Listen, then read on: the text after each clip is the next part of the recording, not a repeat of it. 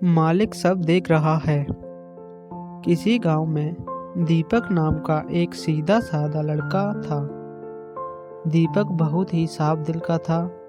उसकी आयु अधिक हो जाने के बाद भी वह बच्चों की तरह भोला था। इस वजह से ही सब लोग उसे मंदबुद्धि कहकर उसका मजाक उड़ाते थे। वह जहाँ पर भी कोई काम पकड़ता, थोड़े ही दिन में उसका रोजगार छिन जाता, क्योंकि दुनिया के साथ चलने के लिए कपट बुद्धि जरूरी है। इस तरह कई सारे कामों में हाथ आजमाने के बाद भी वह रोजगार ही रह गया और उसके खाने के लाले पड़ गए।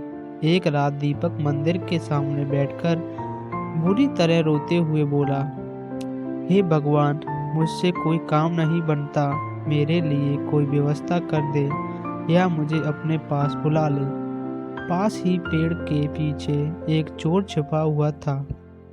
दीपक का रोना सुनकर चोर का दिल पिघल गया और वह उसके पास जाकर बोला, भाई तुम मेरे साथ चलो और मेरे साथ ही काम करना। दीपक ने पूछा कि आप क्या काम करते हो? चोर ने सीधे सीधे बता दिया कि मैं चोरी करता हूँ। दीपक ने कहा कि मुझे चोरी करना नहीं आता। चोर ने कहा, मैं सिखा दूंगा, तुम उसकी चिंता मत करो। दीपक और चोर दोनों साथ में चल पड़े। रास्ते में चोर खलिहान में अनाज चुराने गया। उसके दीपक को एक पेड़ पर चढ़ा दिया और कहा कि अगर खेत का मालिक आता दिखाई पड़े तो मुझे तुरंत आवाज लगा देना। अभी चोर खलिहान में घुसा ही था कि दीपक जोर जोर से चिल्लाने लगा, मालिक देख रहा है, मालिक देख रहा है।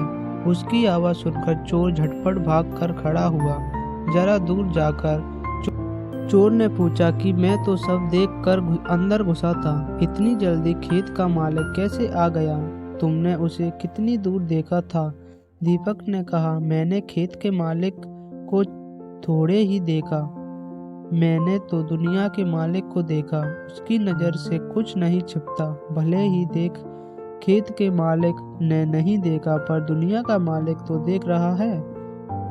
आखिर हिसाब तो उसी को करना है ना। दीपक की बातें सुनकर चोर हक्का बक्का रह गया। उसकी आंखों में आंसू आ गए। उसने कहा, भाई सब मुझे बोलते रहते हैं कि काम गलत है, मैंने कभी किसी की नहीं मानी, पर यह आज तुमने मेरी आंखें खोल दी। सभी कहा, आखिरी हिसाब तो उस सारे जहां के मालिक को ही देना है। तुम अपने इसी सीधेपन के कारण दुनिया में मात खा रहे हो, पर तुम्हारे इसी स्वभाव के कारण मेरे जैसे कितने लोग सुधर जाएंगे। तो चलो आज से हम दोनों नेकी की कमाई करते हैं और जितना भी मिलेगा वह बांट कर खाएंगे। इस तरह चोर भी सुधर गया और